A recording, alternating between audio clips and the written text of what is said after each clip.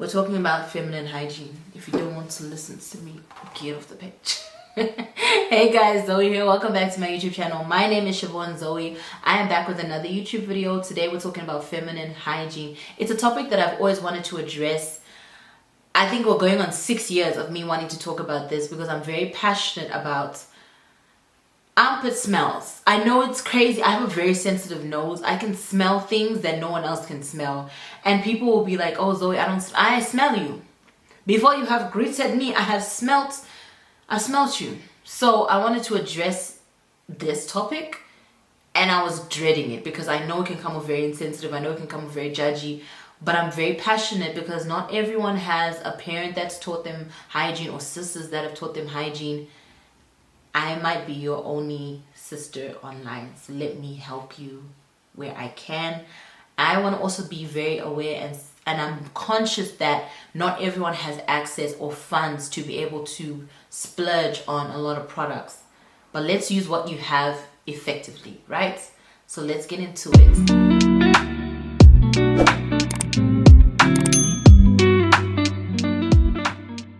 The first thing is perfume does not mask poor hygiene. I know that we live in a society that there's a lot of perfume influencers, as they call them, and you think that if you just spray Nyana, we smell the musk.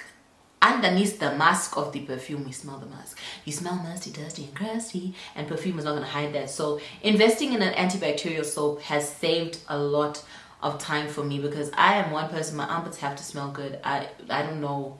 I know that some people don't like to shave under their arms. I'm not saying you need to. That's your own journey. Praise God.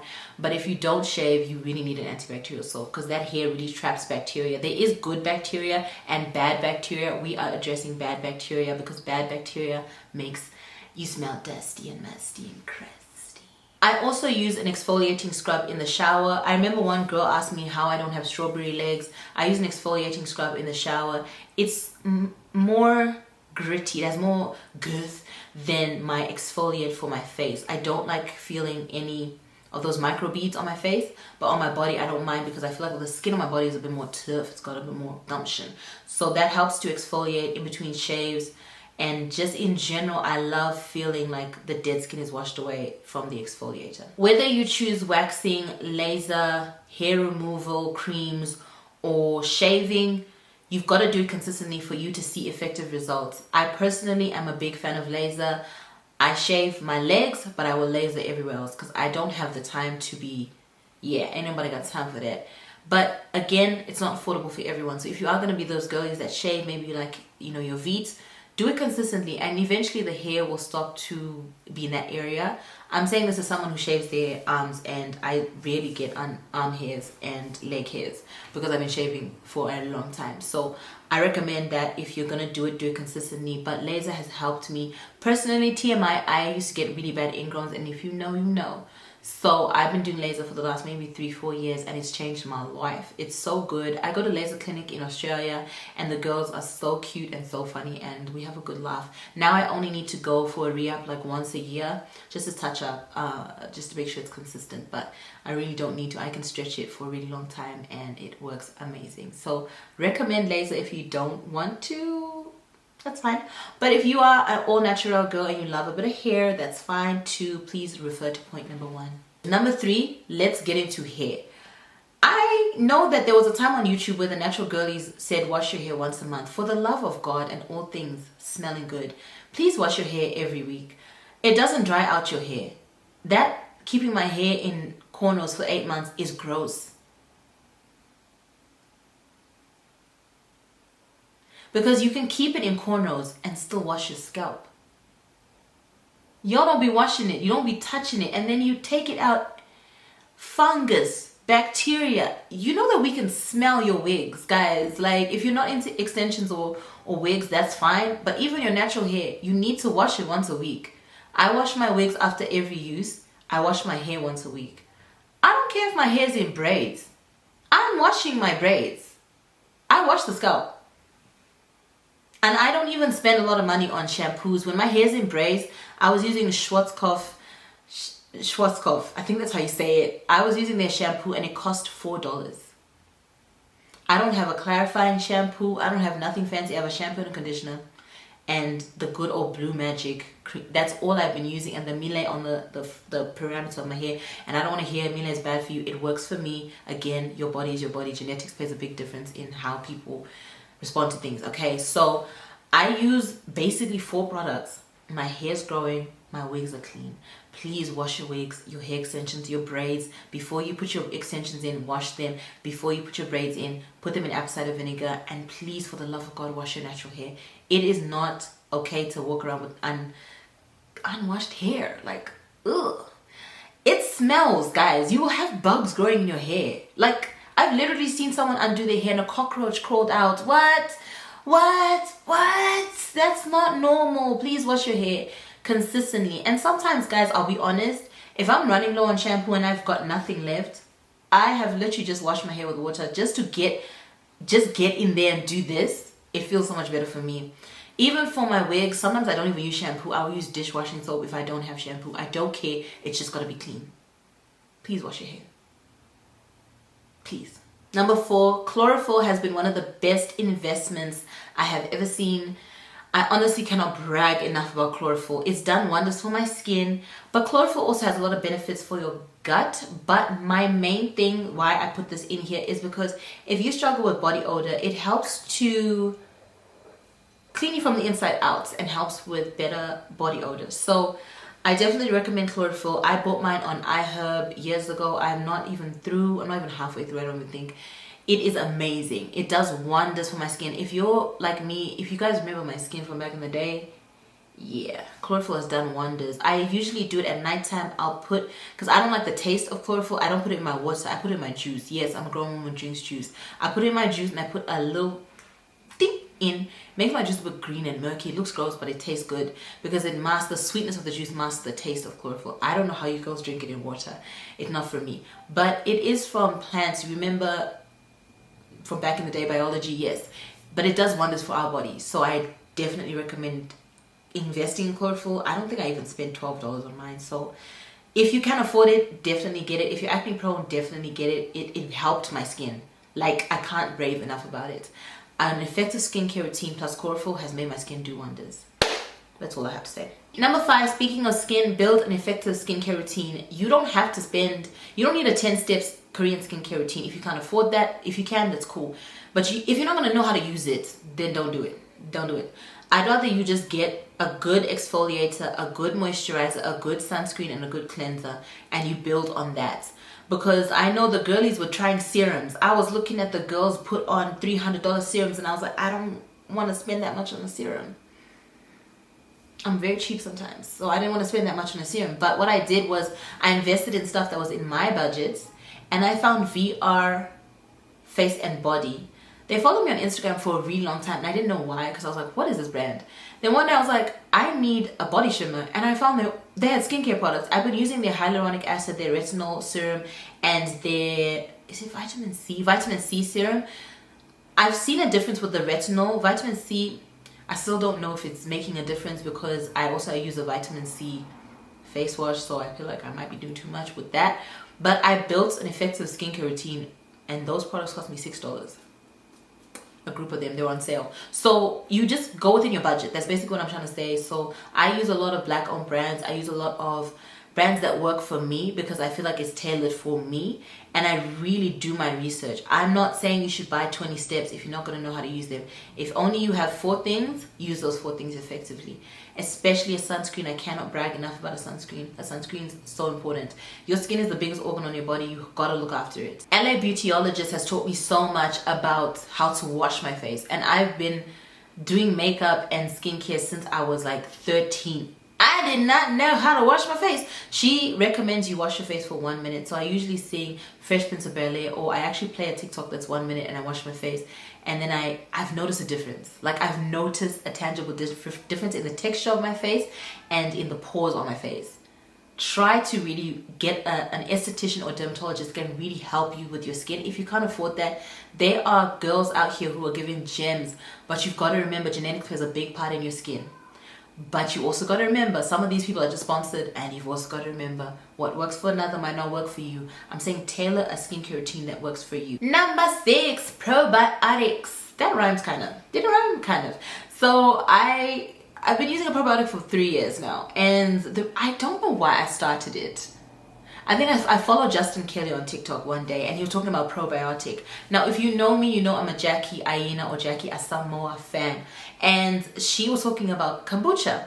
So I started to really look into what probiotics are, really researching. So I started drinking a probiotic. But with kombucha, you can't drink it every day, or you may end up with an adverse reaction, aka yeast infection. That's what somebody told me, and she told me because she got one, and I said never mind. So I drink it 3 times a week. But a probiotic, like yogurt has probiotic, and there's also prebiotic, but I rave about a probiotic because I noticed a tangible, like literally tangible difference in my body. Like I was like, guys, my gut health is improving. So I love a probiotic for my gut health, but also I've noticed that a probiotic, the one I take, the one I use, it's sold out at the moment on iHerb, but I'm waiting for it to restock. The one I use is really good for your vaginal health. Okay?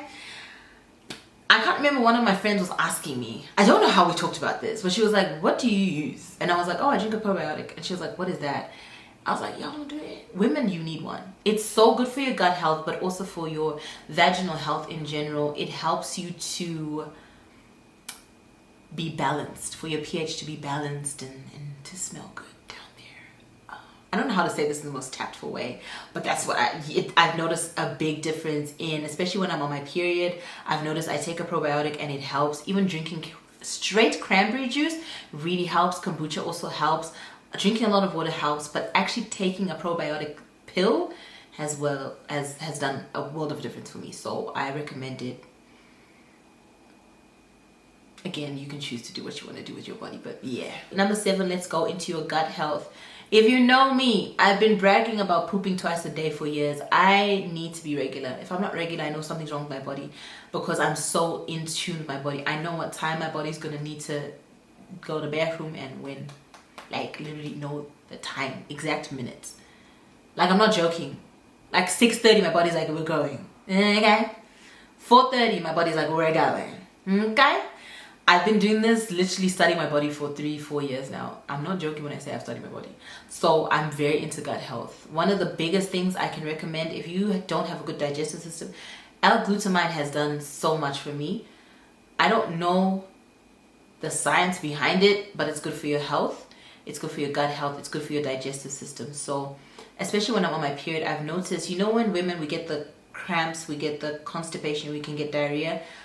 I get cramps and constipation real bad when I'm on my period. So I take L-glutamine to help with that, and I've noticed it reduces the cramps. I don't know the science behind it, but I'm assuming my stomach is not full of nonsense. Then it just, I don't know, but it works wonders. So I definitely recommend L-glutamine. I got mine again on iHerb. I think I paid $20 for mine, but I rebought one that was currently $15. And I take it with water. So I put it in just a spoonful, not a cup, a spoonful.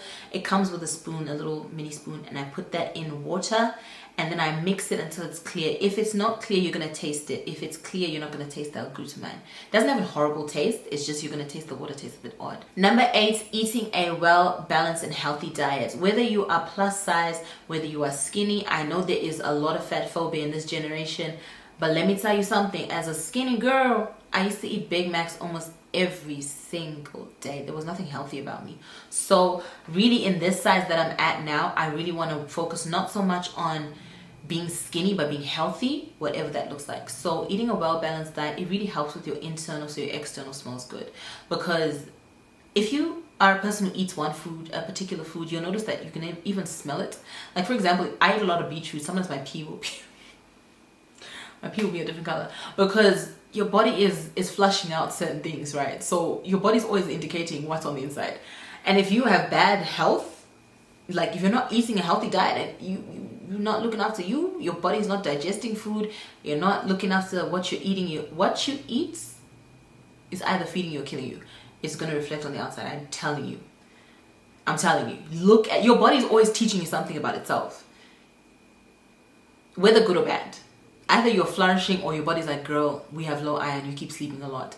Or your body's like, hey girl, bone density, vitamin D, we need it. Osteoporosis, is that you in the horizon? So your body's always trying to teach you something. If you get in tune with your body and take time to really hone in on what your body's trying to say, it will teach you so much. So a healthy, balanced diet, whether you are plus size or skinny or in the middle, whatever you want to be, please eat a healthy and balanced diet because it's important for long life as well. Number 9 is keeping on top of your coochie health. I don't know how to say that more respectfully than that, but I went to an all-girls school in Zim. Learned and seen a lot. So, yeah. You need to wash it. Now, I'm going to say, the lips. You need to wash the lips. The outside, you need to wash. That part. That it's self-cleaning, but that outside part you gotta spread the labia and get it. Yeah, because I've seen on YouTube one of my favorite waxers, because she's hilarious when she's telling her wax stories. She showed a video of a lady with cottage cheese down there. It was white because she was never taught to spread the labia and wash in between the folds. Even if you're using water, please wash it. I just use water. I just water. But the labia, I have a pH balancing soap that I will use. Your pum pum is self clean. Your pum pum bring life, but your pum pum should not smell like death. Okay. You need to also exfoliate. If you're prone to ingrown hairs, you need to exfoliate the skin. This part, yeah, you need to exfoliate that down there because they are painful. Ingrowns are painful. I one time had a cyst. Baby, I went to my doctor and said, girl, I can't walk. Yeah, so I'm very passionate about down there being her best self. Okay? And make sure you dry your pum pum after you shower because that's how it's a breeding ground for bacteria when you have crevices. Like, for example, armpit.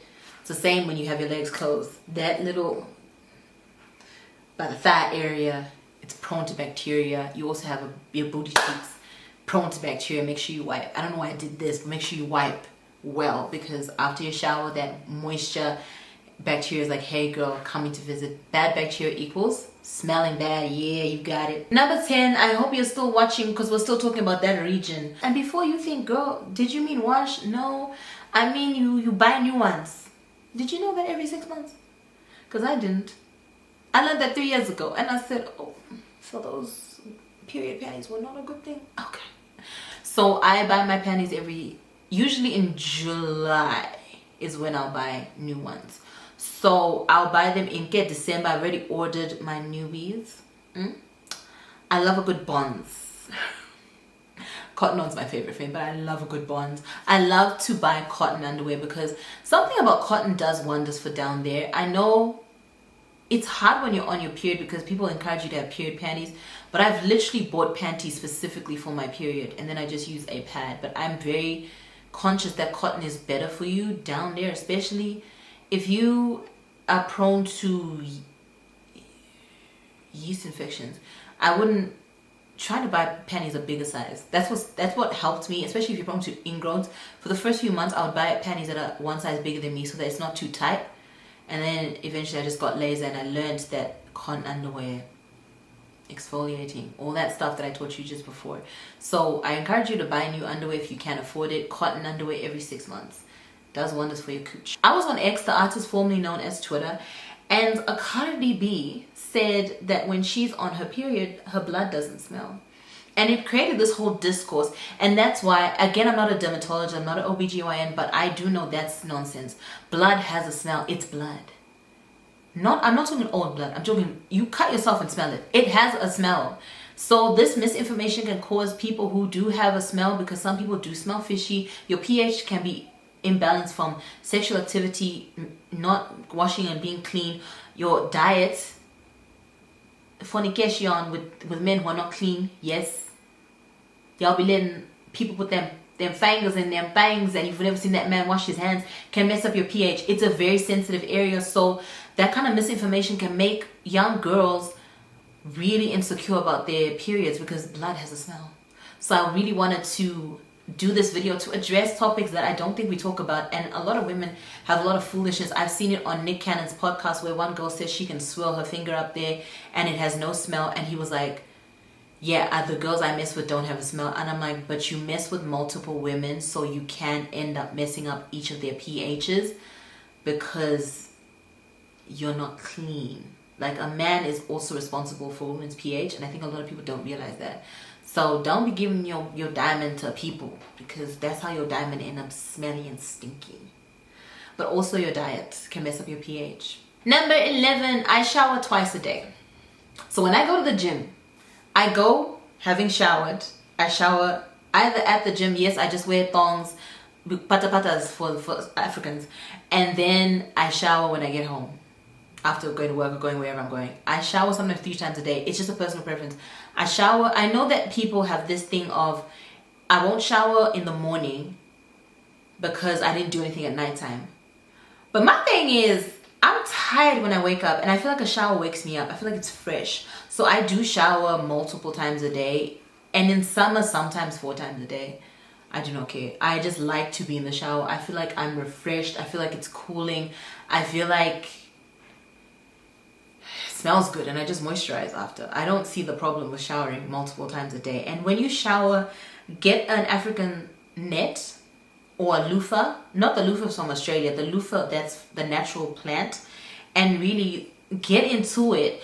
On your feet, use a pumice stone though, and then you just want to, whether you don't have an exfoliator, a scrub or whatever, you can also just use an African net. It does wonders as well. But you really have to shower. Every part of your body needs to have at least had an African net touch. Because I found out that some people don't wash their legs. You need to, anything that has a crevice needs you to scrub it.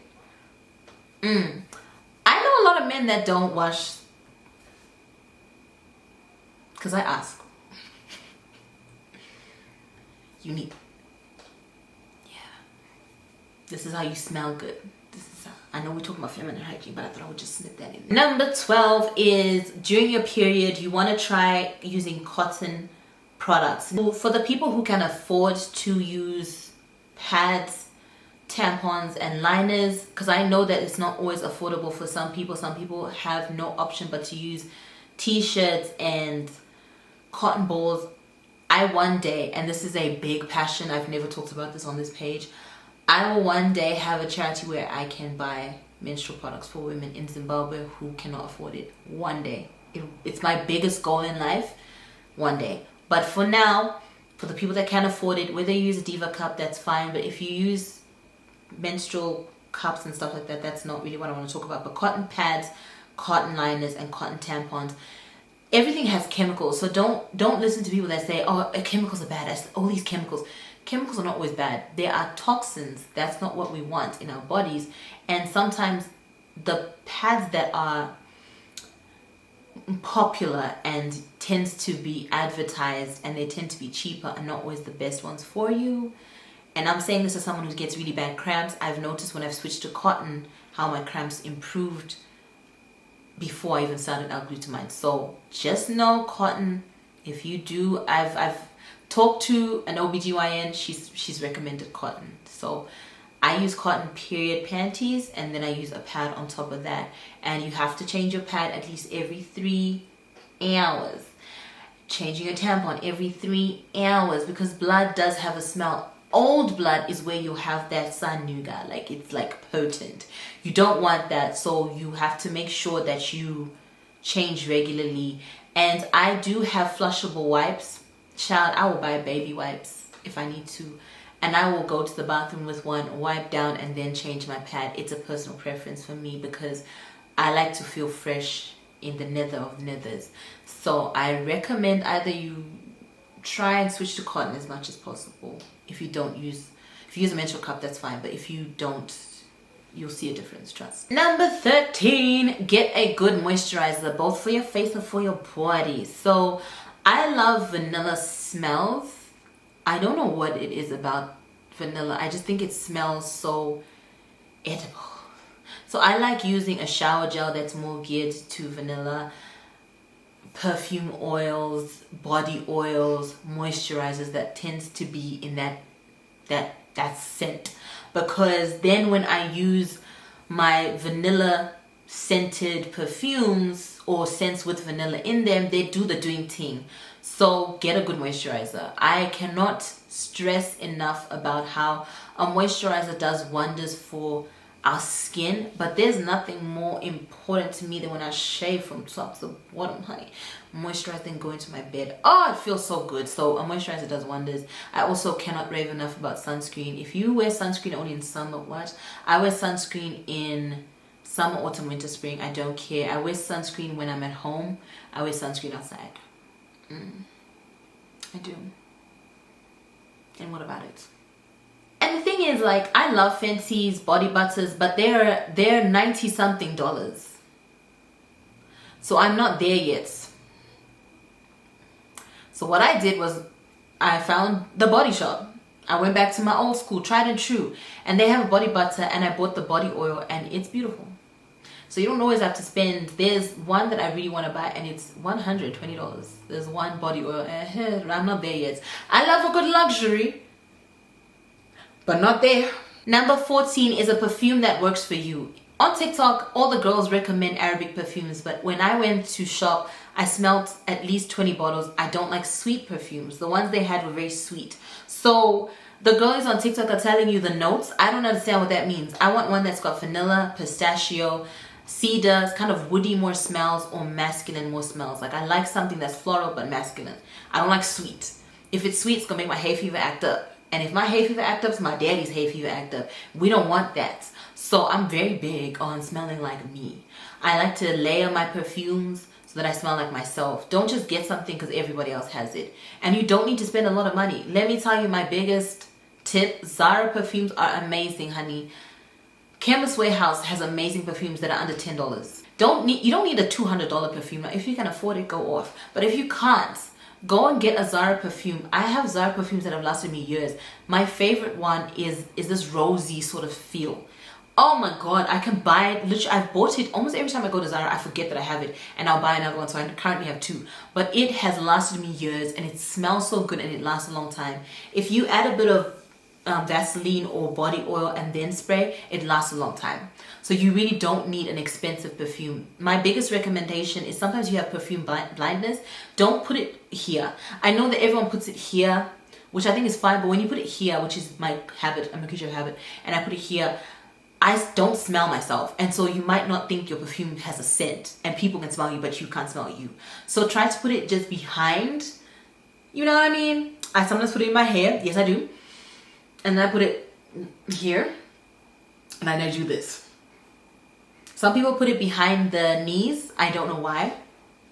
Who is smelling behind my knees, but do you? Number 15, oral hygiene. This is something that I'm going to be candid about as someone who's had Invisalign, as someone who has I have a fear of dentists, and I can't explain it. I think it goes back to my childhood. So in the morning, I mouthwash before I brush my teeth, and then I brush my teeth, and I brush in a circular motion up and down. You can get an electric toothbrush if you don't. I prefer to just brush normal. And then I don't rinse out my mouth. I let the fluoride from the toothpaste do what it needs to do. And then at nighttime, I'll brush first and then mouthwash.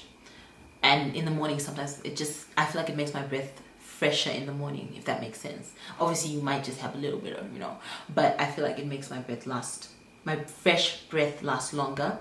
On top of that, I also wear a retainer for my Invisalign. So yes, it's important that I brush my teeth. I floss after every meal. When I am at work, it's a bit hard, but I do have my flossing there. I'm not gonna lie, I do it at work. I have to have my teeth.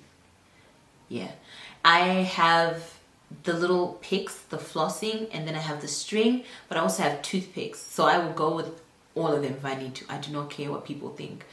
I need to get whatever's out of there, because, child, I'm not about to lose my teeth. So I don't encourage you to do what I do. Go to your dentist regularly if you can afford one. And I know that the world we live in is all veneer central. I'm not getting veneers. I'm going to look after the teeth I have and work on what I can to make them better rather than shaving them down and then getting... I feel like there's veneer breath. So my orthodontist was like, don't get veneers, let's get Invisalign. And it changed my life, built my confidence up, my smile. But then she was talking to me and she said veneer breath is real and you can't get rid of it. So I'd rather just work with what I have. And I still have my gap. It's just smaller, and the sides was where I hated my smile the most. So the sides has been perfected and I'm pretty happy. So I'm not gonna... I actually was supposed to get it, my Invisalign journey extended. I actually said no.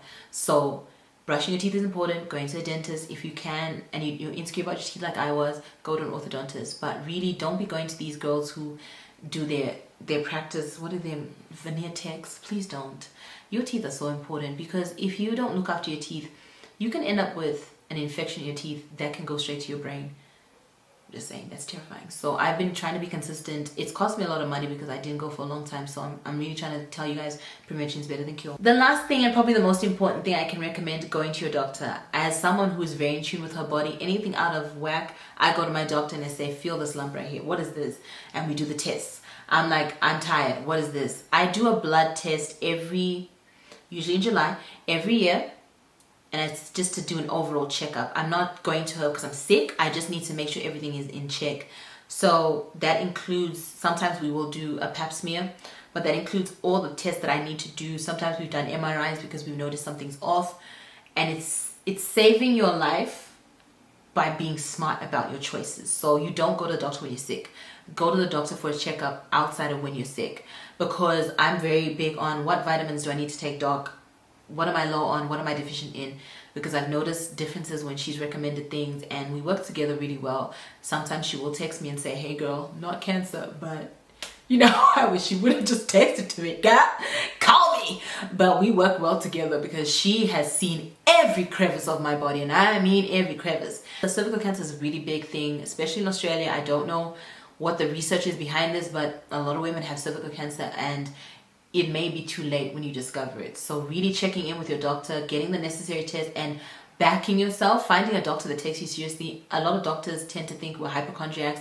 My doctor does not. I will tell her, girl, I've not seen you in 6 months. Something's up. Check it. And she checks it. And then there's either we're all clear or I need to increase in this vitamin. But we always need to make sure we check in with our doctors. That's important for your feminine health, hygiene, because there's nothing more important than your internal health, because how you gonna smell good when you're dead?